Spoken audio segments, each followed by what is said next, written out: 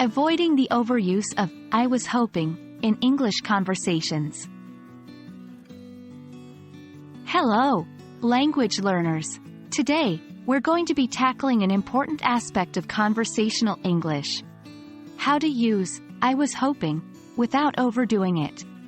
While this phrase can be a polite way to make requests or offers, using it too frequently can make your speech sound repetitive and unnatural.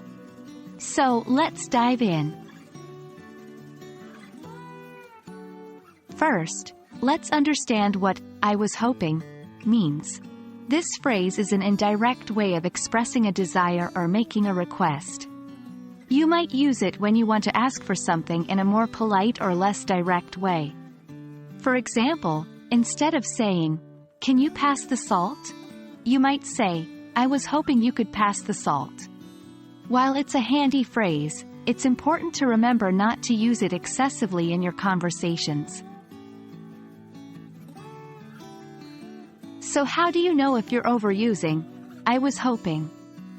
If you find that you're using it as a crutch to start every other sentence, especially when simpler or more direct language would suffice, it's likely that you're overusing it.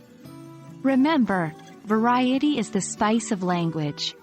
It's what keeps our conversations dynamic and interesting. The good news is there are many other ways to express desires or make polite requests.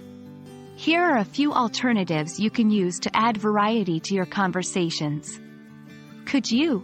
Would you mind? Is it possible for you to? I was wondering if you could. For instance, instead of saying, "I was hoping you could pass the salt," you could say, "Could you pass the salt?" Or, "Would you mind passing the salt?" By changing up the phrases you use, you can avoid overusing I was hoping. And there you have it.